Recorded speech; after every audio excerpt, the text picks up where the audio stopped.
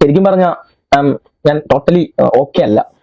അപ്പോ അറിയാമല്ലോ, ബ്രസീൽ പുറത്തായിരിക്കുന്നു.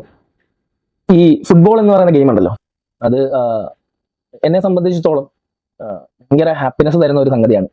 ഇപ്പൊ ഈ 90 മിനിറ്റ് നമ്മൾ വീട്ടിലിരുന്ന് ടി വിയിൽ കളി കാണുകയാണെങ്കിലും, അതല്ല നമ്മൾ സ്റ്റേഡിയത്തിൽ പോയി കളി കാണുകയാണെങ്കിലും ഒക്കെ നമുക്ക് ആ ഒരു 90 മിനിറ്റിൽ നമ്മളുടെ എല്ലാ ടെൻഷൻസും എല്ലാ സങ്കടങ്ങളും നമ്മൾ മറക്കും എന്നുള്ളതാണ്. നമ്മളെ ഭയങ്കരമായിട്ട് ഹാപ്പി ആക്കുന്ന ഒരു സംഗതിയാണ്.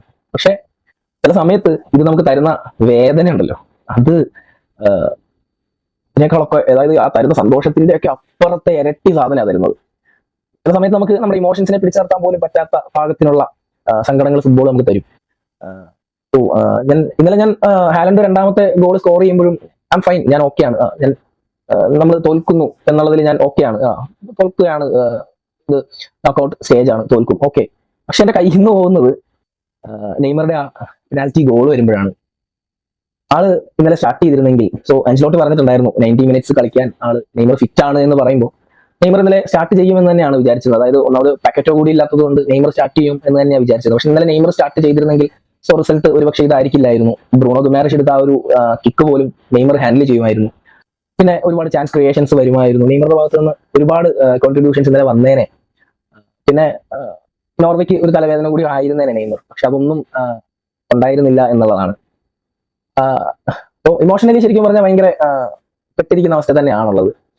അതിന്റെ ഇടയിൽ എനിക്ക് ഭയങ്കര സന്തോഷം തോന്നിയൊരു കാര്യമുണ്ട്. അതായത് ഈ ഇപ്പൊ നടന്ന ഫ്ലെക്സ് ഒക്കെ കീറുന്ന ആളുകളൊക്കെ ഇല്ലേ, അപ്പോൾ ചില ഫാൻസ് ബ്രസീലിന്റെ ഫ്ലെക്സുകൾ കീറുന്ന വീഡിയോസും കാര്യങ്ങളൊക്കെ കാണുന്നുണ്ട്. അപ്പോൾ ഞാൻ എന്റെ അനിയനുണ്ട് കേട്ടോ, അർജന്റീന ഫാനാണ്. അപ്പോൾ അവനെ ഓർത്തിട്ട് എനിക്ക് ഭയങ്കര എന്താ പറയാ, ഞാൻ ഭയങ്കര പ്രൗഡാണ്. കാരണം അവൻ അർജന്റീന ഫാനാണ്, ഒരു മെസ്സി ഫാനാണ്. ഞാൻ ഇന്നലെ ഇമോഷണലി ഭയങ്കര ഓക്കെ അല്ലാതെ ഇരിക്കുന്ന കണ്ടിട്ട് അവൻ എൻ്റെ അടുത്തായിട്ട് ചേട്ടാ കുഴപ്പമില്ല എന്ന് പറഞ്ഞിട്ട് എന്നെ കെട്ടിപ്പിടിച്ചു. ഞാനും അവനെ കുറെ നേരം കെട്ടിപ്പിടിച്ചു. ഞാൻ കുറച്ചു നേരം കരഞ്ഞു സത്യം. സോ അവൻ കാണിച്ച ആ ഒരു മെച്യൂരിറ്റി, സോ എനിക്ക് ഭയങ്കര ആശ്വാസം ഉണ്ടായിരുന്നു അത്രയും നേരം അവനെ കെട്ടിപ്പിടിച്ച്.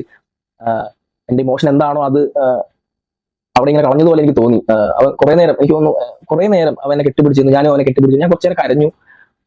സോ എനിക്ക് അവനോട് ഭയങ്കര, അവൻ എന്റെ അനിയനാണ് എന്നുള്ള കാര്യം ഓർക്കുമ്പോൾ എനിക്ക് ഭയങ്കര ഭയങ്കര അഭിമാനം തോന്നുന്നു. കാരണം അവൻ ഫുട്ബോളിനെ കാണുന്ന രീതി ഈ ഫ്ലെക്സ് കീറുന്നവരെ പോലെ അല്ല എന്നുള്ളതാണ്. സോ എന്തായാലും നെയ്മർ ഒഫീഷ്യലി ഇപ്പോഴും റിട്ടയർമെന്റ് പ്രഖ്യാപിച്ചോ എന്ന് എനിക്ക് അറിയില്ല. പക്ഷെ അങ്ങനെയുള്ള ന്യൂസുകളാണ് പുറത്തേക്ക് വരുന്നത്. പുള്ളി ഡിസേർവ് ചെയ്ത ഒരു റിട്ടയർമെന്റ് ആയിരുന്നോ ഇത് എന്നുള്ളത് നമുക്ക് ചർച്ച ചെയ്യേണ്ട ഒരു കാര്യമാണ്. സോ നമുക്ക് ചർച്ചകൾ തുടരാം. Thank you.